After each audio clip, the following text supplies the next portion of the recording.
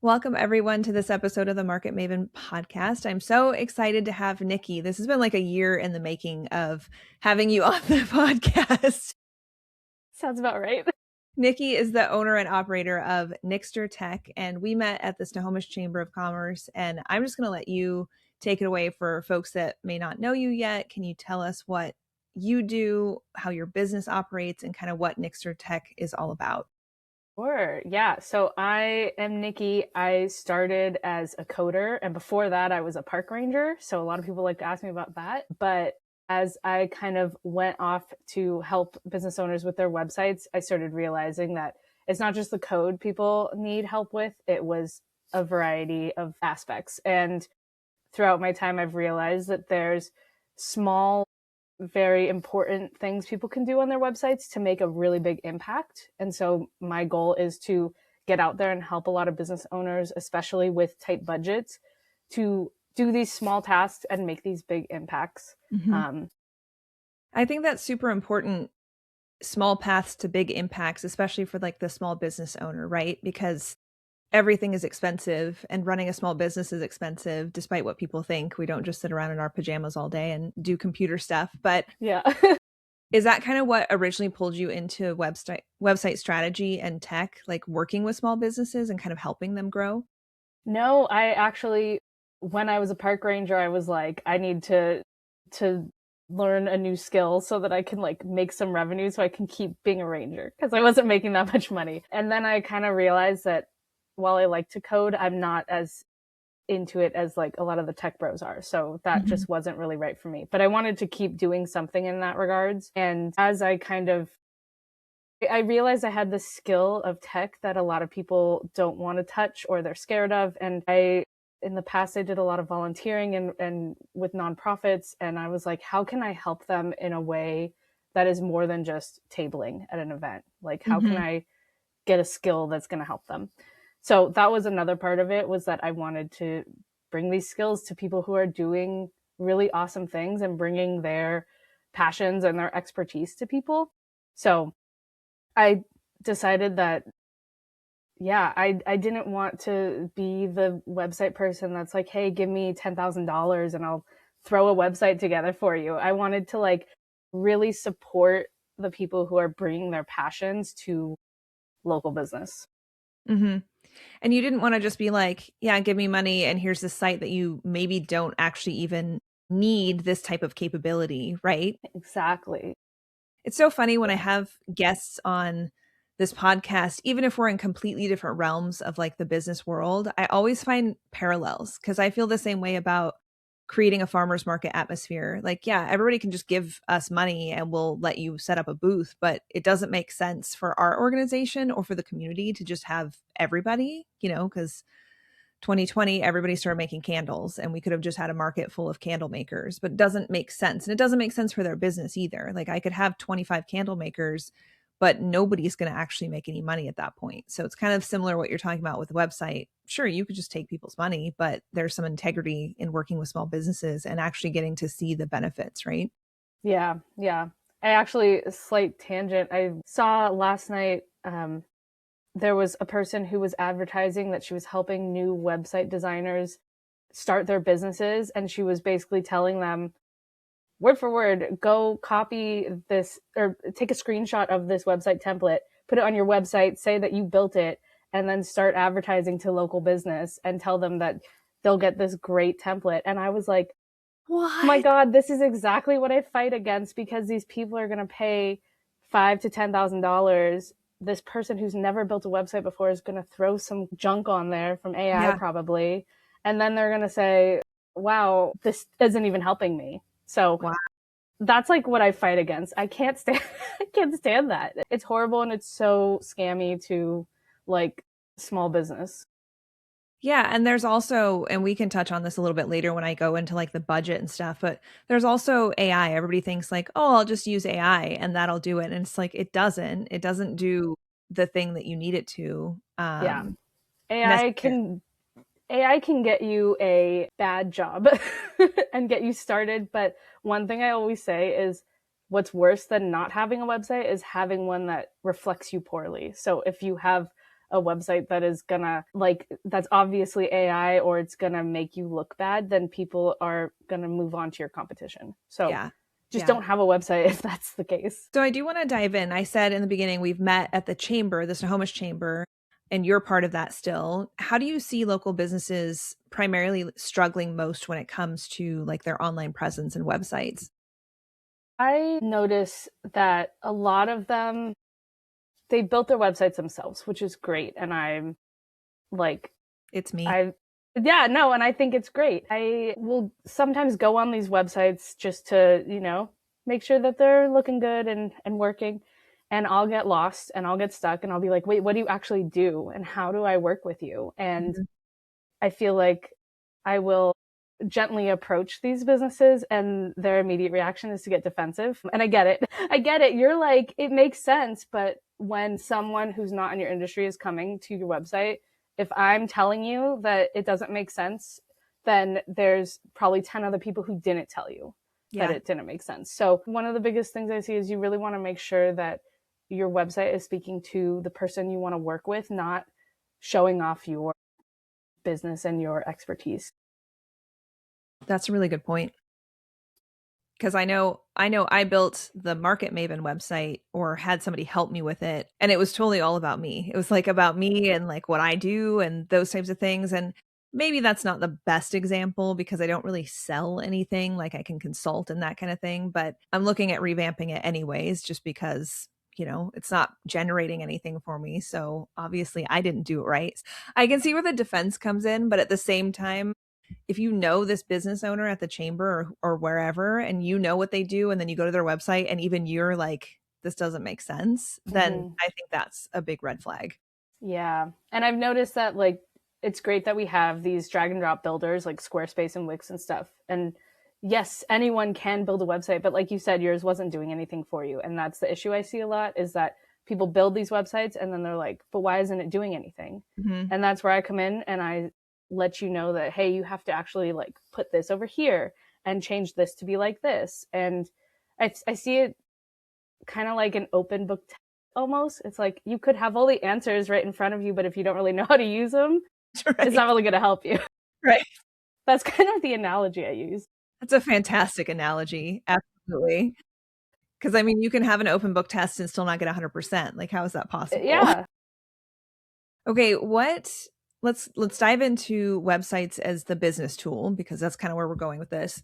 And it's not just a Yeah. pretty thing that's all about you, which is my website. What's the biggest misconception? It can be, yeah. But it's not doing anything for me. So like Right. obviously I need a little audit.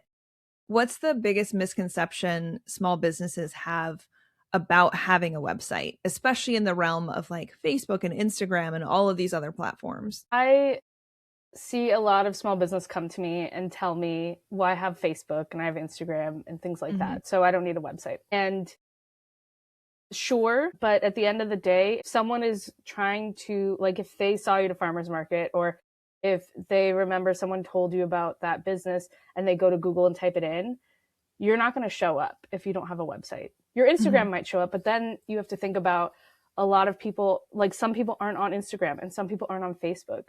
So I had an issue a few years ago where I was looking for, I don't remember exactly what industry I was looking to hire someone for, but I found someone and they had a Google My Business profile, meaning their phone number and their address showed up and everything and their reviews, but they didn't have a website. They just had a Facebook.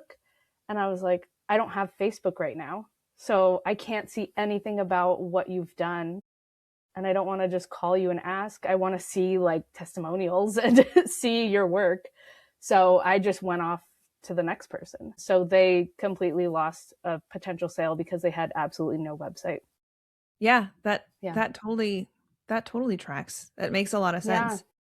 And And I I know that there was see, a huge mis or not misconception. There was a huge mass exodus of Facebook and Instagram a couple years ago. mm-hmm. And then another thing I tell people is like, think about when TikTok almost shut down and a lot of people lost their revenue because they were selling only on TikTok. And also, it's really easy for someone to hack or create a fake Instagram profile and just take money from your people. Yeah. So you don't actually own any of that stuff. You want at least one place on the internet that's yours, that you own, that like is not going to get taken down, and anyone can see it. It's not Hmm. just for people who are on a specific platform. Yeah. Yeah. I was going to talk about that too. If I've heard of horrible stories where, a vendor or somebody like lost their Instagram, they lost everything and they didn't have a website to back it up. They didn't have an email list or anything like that, or a capture, and that it was Mm, detrimental to them until they got it back. Thankfully they did, but still. that's horrible. But I've seen it. I've seen that Yeah. happen before. It's way more common, I think, than it was even 5 years ago, just with the Hmm. amount of spam and scam that can go out there and find this stuff. Yeah, So totally. you focus, on your website and what you offer on ROI. So what does a working website do for a small business in your world? Like if everything was perfect and you got to design it and help them and everything, what does that look like? So the way I build websites, and the way you should be building websites, but the majority of businesses do not do, especially in Snohomish, that I've noticed, is it should be a sales tool. So it should kind of walk people through the sales journey. Hmm. And I like to compare it to when you are walking down like a street and there's a bunch of shops. You look in the windows and you're like, oh, that's really cute. I want to go in there. And then depending on how the store is laid out, how nice the people are, things like that, that is going to get you to buy or not, right? The website should be similar. So your homepage is kind of like your window. And if your homepage looks nice and looks enticing and people want to like explore more, then they're going to go through your website. And if it's really confusing to navigate and people don't know like what they should click on, then they're probably going to leave. And your goal is to get them to either book a call with you or sign up for your email list or purchase something. So that's what I do with websites. I make it so that it is going to, that's what I mean when I say it's going to work for you when you are not working, or it's going to work for you 24/7. It's going to take potential buyers through this process. And Hmm. some of them may not buy, but they may get on your email list and then they get to know you better. And then when they're ready, they come back. And Yeah. this is all without them realizing that they're going through this process. So Hmm. that's my goal. Yeah. It is an online shop. Even if you're not selling a thing, I Yeah. can't tell you Even how if you're many selling times I've walked services. in. Yeah. Yeah. How many times I walked into a store and seen either something on a mannequin or like an ad, and like I can't find it anywhere. Costco is a great example of that, where I'm like, where is it? But it's Costco, so I'm going to walk through the maze of aisles and be like, it's got to be here somewhere. Right. Don't have a Costco style website. No, don't. That's I compare that to like the bigger brands like Nike or something. They already Yeah, know that they're going to get your business, so they don't need to right. worry about They don't it. have to worry about it. Yeah, so it's especially important what you're saying is for small businesses, because Hmm. you might offer several different things. Like I offer podcasts, but also consulting services. But you can also find out about what I do over on the Snohomish Farmers Market website. It kind of has to be a journey and leading people through understanding that, because it is, Hmm. a lot of small businesses either wear a lot of hats or have a lot of different things to offer that may not make sense cohesively. Yeah, yeah, definitely. What are some of the common mistakes you see on small business websites, especially service based or even makers, like we're talking about farmers market vendors or those types of things? Yeah. The biggest thing, I have like two biggest things by far. One is making sure or having links and forms that don't work. So, or making it difficult for people to purchase something. So you Uh-huh. need to make sure that everything works if you want people to be sending you or filling out a form or purchasing from you. And then the other thing is making sure that the first impression of your website is great. So if you think about like social media, a lot of people talk about, oh, hook, have a good hook, right? Have a good hook so people will stay and watch. Or even with your emails, like make sure your subject line hooks them in. Hmm. You kind of want to do the same thing with your website, and specifically the top part of your homepage.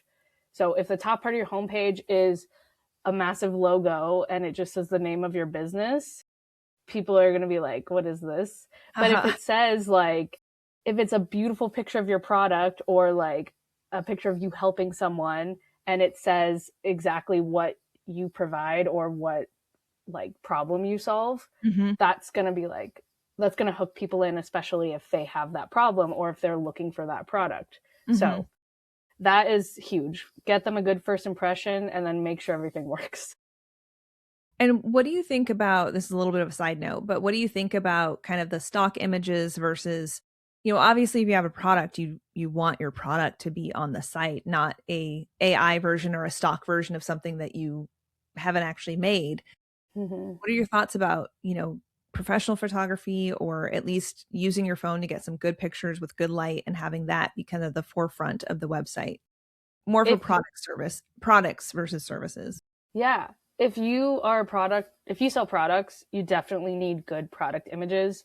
I've worked with I've audited a lot of product websites, and the biggest issue that I tell them they need to fix is you need better product images, because the lighting's bad, or I can't tell what it is, or like it just looks, you see it, the price tag, or it's wrapped up in cellophane or something like that.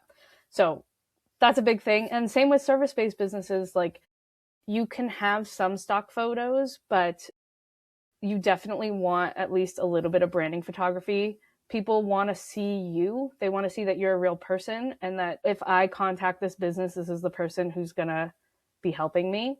So definitely worth it to invest in some good photography for your website. And not just like a headshot, but like you out there doing the thing that Yeah. you say you do. Yep. I think this is the first year that I've ever gotten photos of me like in action at the farmer's Me market. too. I actually just did it a few months ago. I finally, went off and got some photos done and just added them to my website. So that's Yeah. very exciting. Yeah. Yeah. You were Congrats. talking you were talking about the forms, or the things that just either don't get you the information that you need, or the forms that don't work. I cannot tell you how many times I've gone to like a website and there's just a broken link, or I end up on a page and it's the lorem ipsum and like this is a paragraph, and I'm like, how did you publish this with this Yeah. out there? It's just a blank page. Yeah. A lot of people get nervous because they're like, oh, website's techie. But the majority of the issues I see are things like that. Like, you left the dummy text in, or your image is broken, or the link doesn't work. It's Mhm. not like high tech issues. It's things that you just overlooked. Yeah. Yeah, or a simple cropping or something like that. And then the other frustration I have when I'm trying to like go do research for other markets, and like how much are vendors paying at other markets, or how much is this? And I tried to do that this morning and I just couldn't dial into some other markets just to find like some basic research. And I was like, this is really annoying. And I realized that you don't want to just have your website be able to be scrubbed and like just copied. We've had that happen Mm-hmm. before. But at the No. same time, I'm like, I feel like if you're trying to entice vendors to come to your market or like to engage with your business, it feels like you would maybe want to have that information at the forefront, but it wasn't. Yeah. Yeah, that's interesting. I also see that a lot of times it's hard to find information, and then I Yeah. just leave because I'm Yeah. like, oh, I don't Same. want to keep digging. Yeah. I was like, ain't nobody got time for this. Like, I know what we're going to charge. So I was just trying to back it up with something, but never mind. Never mind. Exactly. All right. Next up, if somebody did build their website, this is me, a few years ago, and they built their website, themselves, how do they know when it's time for an update or an audit? And is that something that you can do for them? Yeah, definitely. Audits are actually my favorite thing to do, and it's something I do the most for small businesses. I would say I personally don't think you need to worry so much about like updating your design every 3 years or something like Hmm. that. People talk about, oh, an outdated design, it's outdated. And it's just like, that feels very fad to me. Hmm. And like, I think that's what people say because they want you to keep buying websites. Yeah. It's the fast fashion of websites. Yeah. So for me, it's like, pick a template, a website template that is gonna last in your industry for at least 5 or 6 years. The biggest thing is that you want to make sure that your website is still speaking to the people that you want to work with.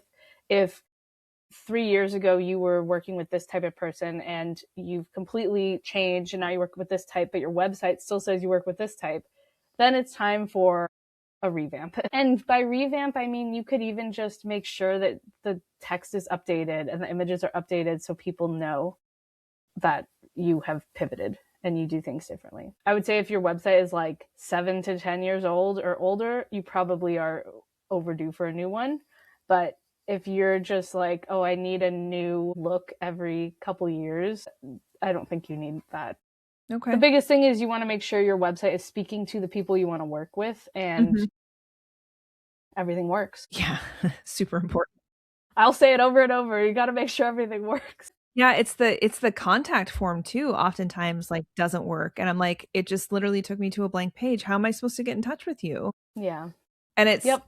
it's those minor, like, discouraging experiences that has you move on to the next person, right? Or the next business. It's just everybody is so rushed for time, I feel like all the time. If it's not easy, if it's not clickable and viewable on my phone, chances are like, peace out, I'm already on to the next one. Yeah. And that's another thing is on mobile. I recently, a few months ago, I held a workshop in Snohomish with 40 business owners, and we were talking about websites on mobile, and I had them get in groups of 4 and just pull up each other's websites on their phone. And at least 3 of them said that they had never actually looked at their website on their phones before. One of them said that their headshot was not on the phone, like the phone version, but it was on the desktop version. And she was in a business where headshots are really important. Mm-hmm. I think another one said, oh my God, my logo is completely off the screen. And I was just like, you guys need to be looking at your, at least once, pull up your website on your phone. So Yeah. that's a huge one.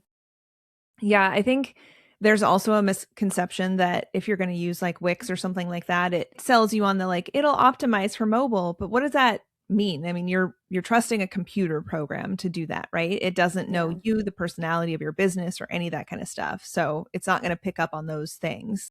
Yeah. The moment you like edit a template or anything on Wix or Squarespace, you really need to be clicking on the little mobile icon to see what it looks like, because sometimes it pushes things way down or things are overlapping, and it's just a habit I get into just because I work on websites so often that every time I change something on desktop, I click on mobile and I make sure it's good.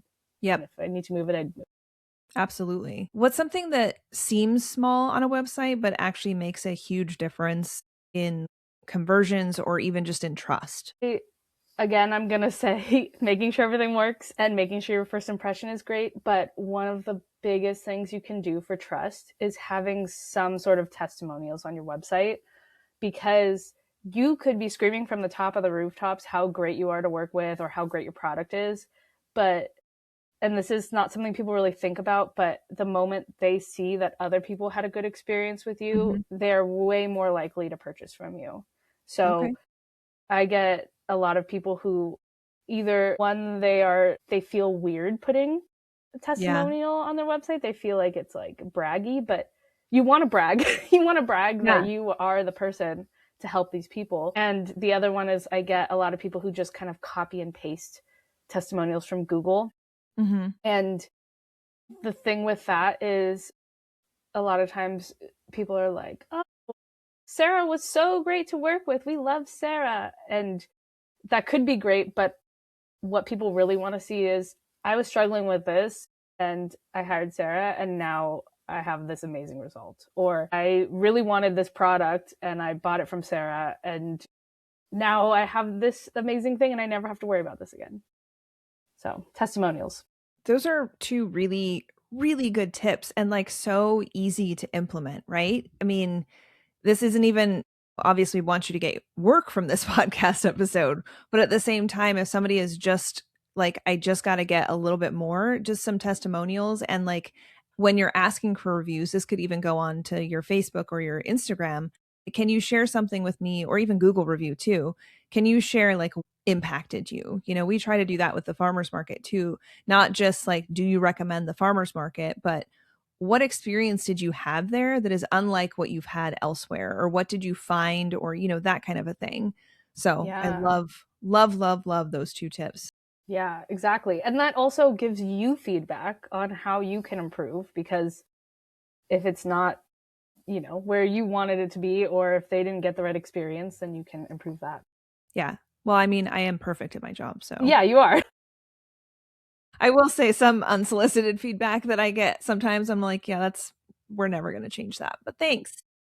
I mean, I get the same thing, I'm so it's sure. fine.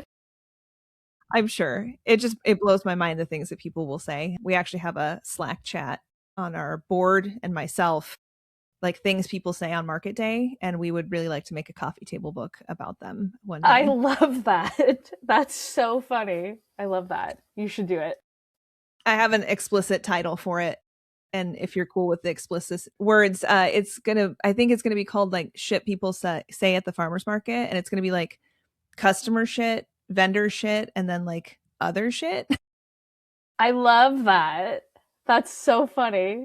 I'd I buy think it. the only people that would get it though are small business owners. I don't think that like civilians, as I like to call them, like normal people would ever understand it, but that's fine.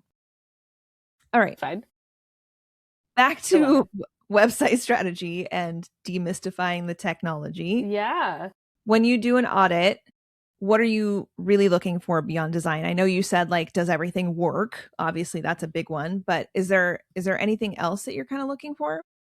Absolutely. When I do a website audit, what most of the time my goal is, or people come to me and they say, I have a website, it's just not doing anything for us. So I will go in and I'll look at the design, of course, but then I'm also going through and making sure that it's really easy to get from A to B. So I often ask people before their audit, like, who's your ideal client or customer? Mhm. What issues have you noticed, if any? Like, are people not purchasing, or are you sending people to your website and they're just not doing anything? Are people telling you, did someone tell you something that they got stuck on or something? Mhm. Um, and then I'll kind of take that information and look at it from that lens. So I'll go through and say, okay, this person really wants people to purchase this product. How many pages did I have to go through to get to the final checkout place?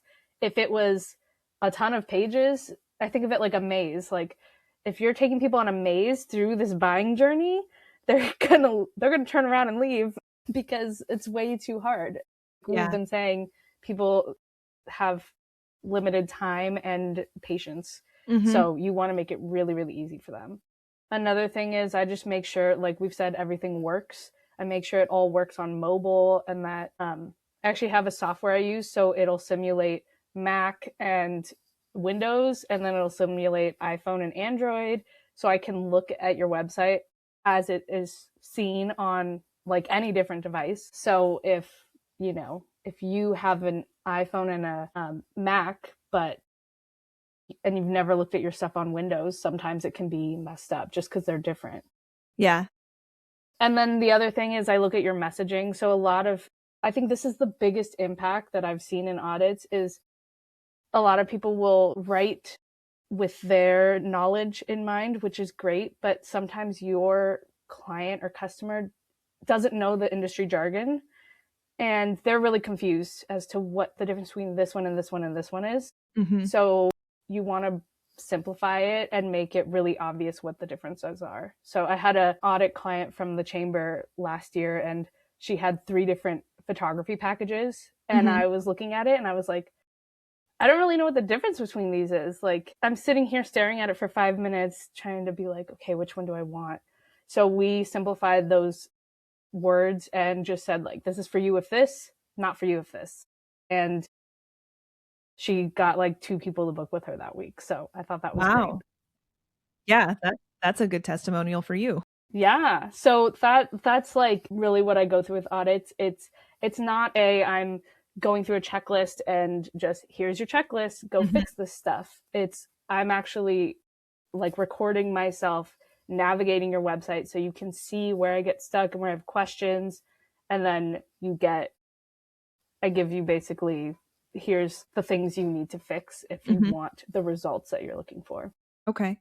And when you do that, here's kind of the list of things that you need to fix. Do you want to fix them or do you want me to fix them? Is that always an option too? Yeah, yeah. Yeah. So if people are like, "Oh my god, that's a huge list. I can't," then I will fix it for them for a fee, of course, but that is totally an option. So now you have a list of everything that needs to be fixed. It's just kind of up to you what you want to do with it.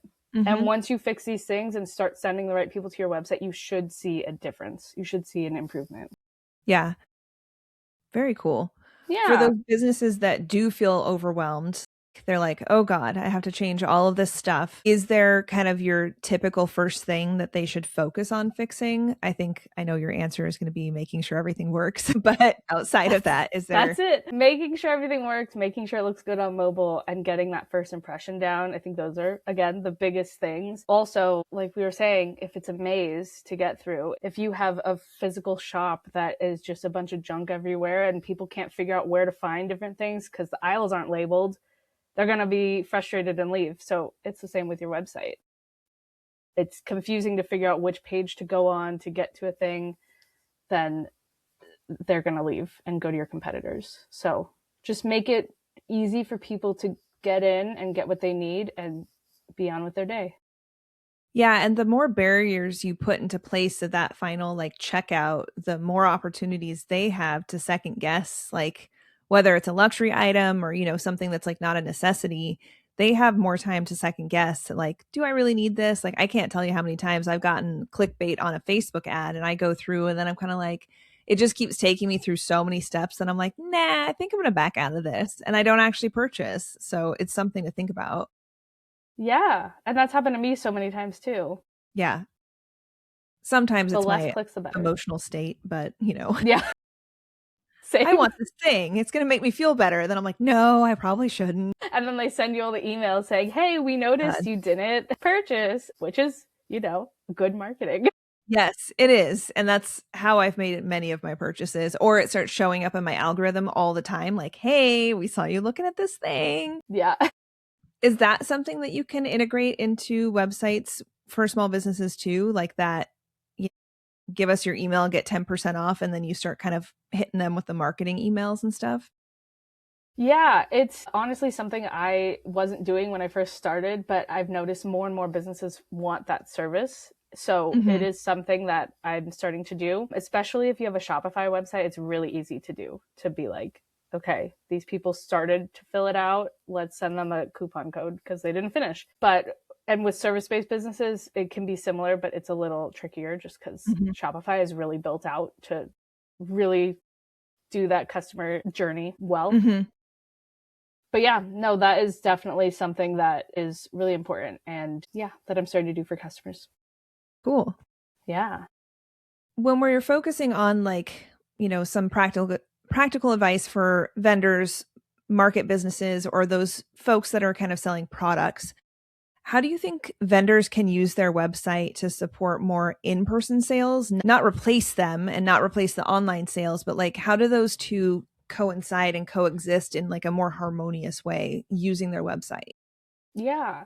Well, I think like for me, one thing that I've been getting a lot of recently on Instagram is ads for perfume. And I'm like, how I don't want to buy a perfume that I can't smell. So I wouldn't be surprised if a similar thing, if it would be similar to your vendors, where why would I purchase this food item if I've never tried it? I don't know if it's good.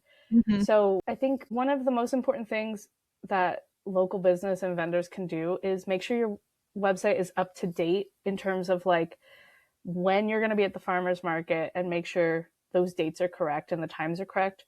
I've been to multiple websites where it'll say like we're going to be here on October 5th, 2023 and I'm like it's 2026.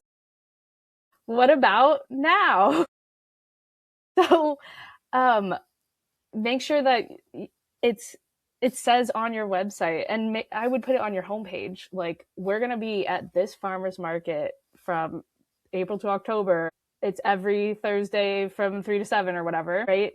This is where it is. If you come and you can even put something on there like if you come and say so and so sent you, you get 10% off because Mhm. we know you came from our website or something like that.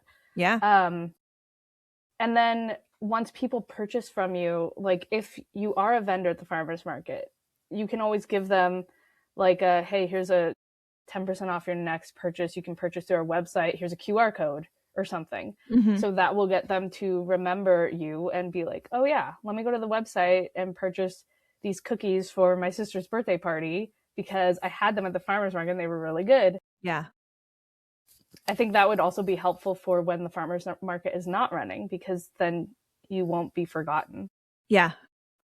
We try on our website, one of the software integration platforms that we use for like market management, kind of like CRM, but not quite because markets are weird, is a vendor directory. And we try all the time to like send people because they'll come up, especially in October when we did lose, like a third of our vendors because they had to go back to work or whatever.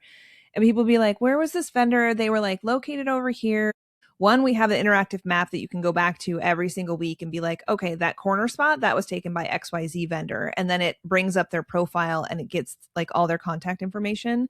But I'm just floored at how many vendors like don't actually update their information, or they have a bogus email that like we can't even get in touch with them. And I'm like, why would you put that on an application?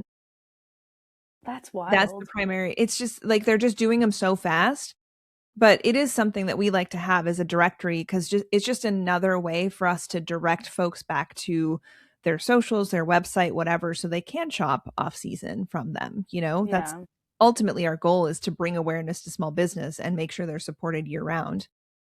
What you're saying is kind of reminding me of, to bring it to a digital place, the difference Mhm. between like Instagram and Facebook and SEO and YouTube, like Mhm. blogging and YouTube. And the difference is, if you stop posting on Instagram and Facebook, you're going to be forgotten. It's not going to push out your old content. But with blogs and YouTube and things like that, you could have a video that 3 years later is still bringing people in, right? So for farmers market, it's like you got those months that you're at the farmers market, but then what about the times when you're not, when the farmers market is shut down in the Mhm. winter? You want to make sure that people are still remembering you and they don't just purchase from you when the sun's out. Yeah, totally. I think of it like also when you purchase a product and it asks, like the POS system asks for your email, like, do you want rewards?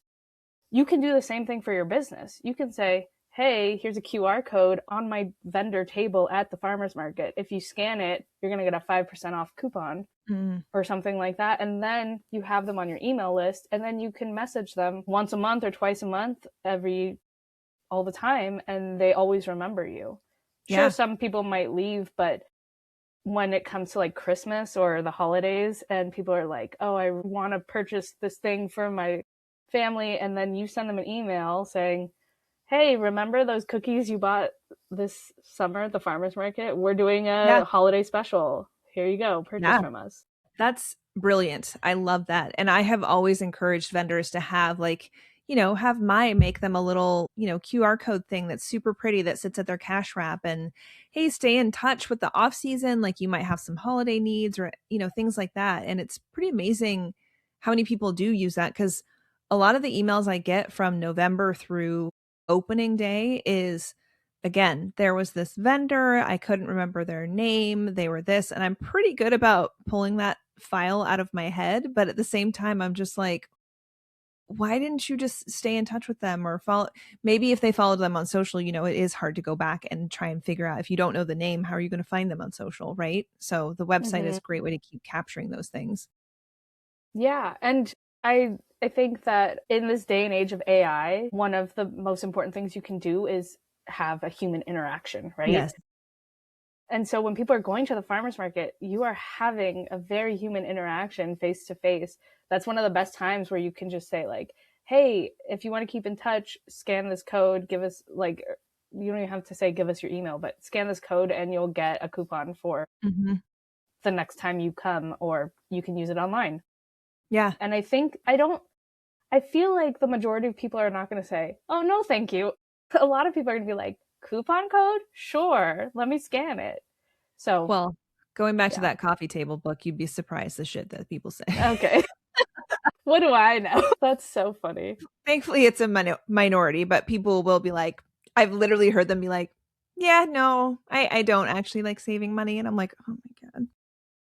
Okay, to each their Speaking own. of money, budget and DIY and hiring out, how much money should small businesses think about budgeting for a website without feeling like they're overspending? That's not necessarily to say like how much you cost, but just like what is a reasonable frame of reference that people can use after listening to this and knowing like, okay, if it's way cheaper than that, it's probably not going to get me what I need. And if it's way more than that, it also still might not get me what I need. Yeah. So first, before I say that, I want to say if someone approaches you and says, or if you're looking for a website and either you are going to someone or someone approaches you, ask them how their websites have helped their clients in the past, because they're going to try to sell you. Their biggest thing is they want to sell you and they want to churn out websites. But if they're just making websites and it's not actually doing anything for their customers, then you want to know that. So ask them those questions. Remember, when people reach out, it can be a two-way street of vetting each other. Because one of the biggest things I see is people are like, I hired someone for $5,000 and I got nothing and it doesn't work and I hate it. And what do I do? So make sure you vet them too. I get people who say they have $500 and they want a website. If you go find someone who's going to make you a website for $500, it's not going to be a good website. So keep that in mind. If it's anything 10,000 or more, you really want to think about it, because if you're a small business, that's a big price tag. And if they're really pushing their sales, they could just be an agency who's trying to churn out websites. And like I said, a lot of people are trying to churn them out. They're using AI, they're using stock photos. They are not taking your business and your clients into consideration, and they're not really trying to get you the biggest bang for your buck. They're just trying to churn out a website. So I think that answered your question. Yeah, no, absolutely. Yeah. And it's going to be super dependent on what your business is, what you're looking for. Is it just like an easy one pager that's kind of like a landing page for a Shopify or something like that? Or is it a lot more like the story and why you're doing what you're doing and all that kind of stuff, but still needs to be streamlined? So I think that's great tips for sure. Yeah. Is there a point at which do it yourself does make sense, or is it just simply costing businesses more in the long run because they end up with the template Wix and it's not actually doing anything for them? If you are doing it yourself and your clients and customers are happy, then that's great. Okay. If you created a DIY website and you're not seeing anything from it, then people are probably getting frustrated when they go to your website. So you really want to think about that. If it's really hard to contact you, like let's say, again, you sell cookies, right? And your website says, if you want to buy cookies, email me at blah, blah, blah at gmail.com. That makes you look kind of like, is this a real person? Are they, it's just a Gmail address. There's no place to like purchase. Is it going to be a secure way to buy cookies?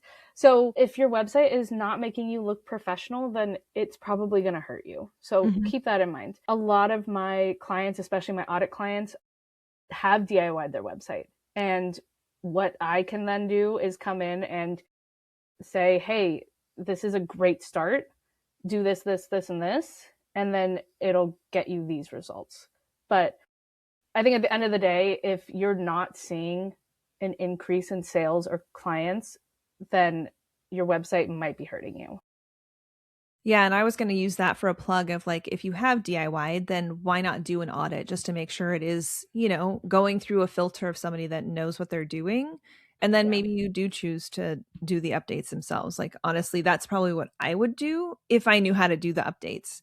But if it's in the budget and, you don't have the time, then hiring a strategist would be awesome, or a designer too. Yeah. And audits are less than $500. And like I said, I go through all these things to make sure that it's all working in the right way. And one of the reasons I started doing audits was because I joined the Snohomish Chamber and I realized a lot of people did not have thousands of dollars to spend on a website. And I was like, well, I still want to help you guys. I still want to make sure that I like I said, I come from a background of like lots of nonprofit work. I want to support people who are doing these awesome things. If I can give you a rundown of everything that should be changed and improved, I would love to do that. And it turns out it's one of my favorite things to do. And I don't see any other website people doing it. So that's really cool. I highly suggest it if you are like, I don't actually see anything from my website. I don't know if it's doing anything. Your website, if it's working right, it should be saving you time. It should be saving you money. It should be making you money. The example I go back to with the photographer that I audited, whose website I audited, about a year later, I was like, hey, I saw her at an event and I was like, I'm just curious, what difference have you noticed? And she said she gets way less emails of people asking her how to do XYZ or how to book XYZ or what's the difference between this and this. And she gets a lot more people just booking directly without reaching out to her first. So if that's something you want to see on your business, then an audit is one of the best and most cost efficient ways you can go. Well, and that's a really good segue into like talking about time is money. So, like, yes, you could do all of these things, but what is your time worth? I've really had to scale back in the way I think because it's like, I'll just do it myself. I'll just do it myself. And my husband is always quick to remind me of like, with over a decade of experience in what you do in your field, what is that hourly rate? Like, is it worth $75 an hour? Or is it worth what you would pay to have somebody else do it? Like you're talking about going through with Android, Mac, iPhone, all that different kind of stuff. I don't have even the resources to do that because I'm operating on a Mac computer and I have an Android phone. So I can do those two, but I can't do anything else. Yeah. And the amount of time it would take me to go like ask a friend or like go to their house and like, can we look over it on your iPhone? You know, that type of thing. That's a lot of time and energy. Yeah. Yeah. And like we said, it's kind of like, you know, like an open book test. You could have all these resources. Oh, Wix, you just drag and drop. Easy peasy. Yeah, sure. But if you don't actually know what you're doing, it could hurt you and it could be sending people to your competition. So, yep, totally. Yeah. I had the experience of when I took over the farmers market in Snohomish. It was back in 2015, and the website was awful. It was awful, and I was like, I'm just going to rebuild. And so I used a Wix template and just got something that looked better, you know. And then I think last year I went to our website and I was just like, oh God, this is atrocious. Like I can't believe I've let it go this long. So I had some time in January, so I'm like, I'm going to rebuild it. It took me hours, like days, probably 2 weeks to like get it all finalized. And then when I asked for feedback from our board, I was like, I don't actually want to hear your feedback because I don't want to change anything else. Your story is like, that's what I hear the most. I spent weeks working on my website and I don't want to touch it again, but I have no idea if it's good. That's pretty much where I'm at. Yep. Yep. You are I will not say alone. people were impressed because I went above and beyond. Like nobody asked me to. It was like nobody, you know, blank space than me. I am going to rebuild our website. Yeah. Yep. Okay. It'll be easy. It'll just take me a couple hours. Yeah, it'll be fine. It'll be like a day. It'll be like a Friday, no problem. And then I was just like brain dead at the end. I was like, oh my God. The other day I went through like 3 of my pages and I was optimizing them for SEO. And I think it took me like 6 hours just to work on 3 pages of my website. And I was brain dead by the end of it. I was like, I'm going to go lay down and not touch this website for like 3 days. And that's my own personal website. Right. So. Exactly. In closing, if a small business owner feels behind or intimidated, what would you want them to hear today, like in this episode? I want you to know that a website is always a work in progress. So don't feel like you need to have it done today. That, you know, it should be something that you can kind of like update as you go. And when you get feedback and when you're starting to realize, oh, wait, this isn't working. So I know a lot of people get overwhelmed by the tech and they get overwhelmed by how much work a website is. But remember, it's a work in progress.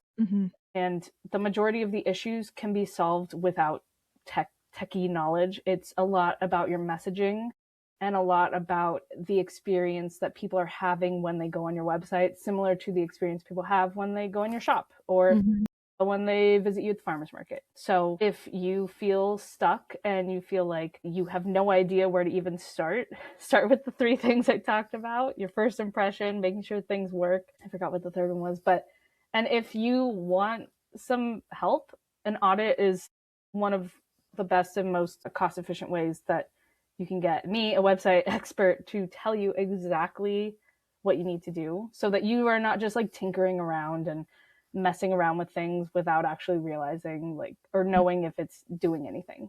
You don't want to waste your time. Like you were saying, your time is worth a lot.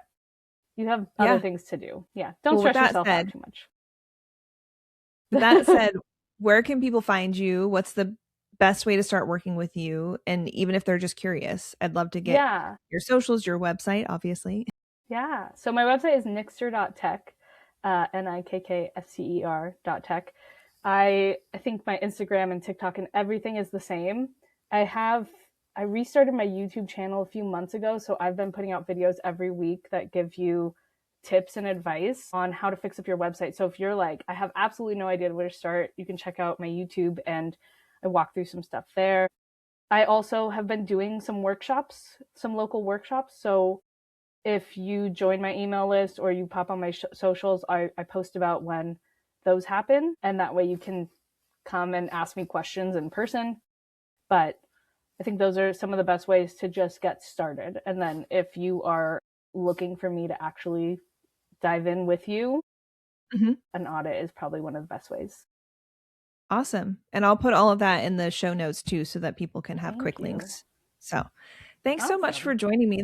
I thought it was perfect timing, as people are in the off season for at least our world, maybe this is a Yeah. great opportunity to see what the difference is year over year, see what happens with a website audit versus, 2025 and how the market went for them. So, I appreciate your time. One more thing I'll add as you Yeah. say that is one thing I always do is make sure my clients' analytics are set up so Mm, we can actually look at it. I'll set it up so that we can look at it when you get your audit or when you start working with me or when you start taking my tips into advice or into account, mhm.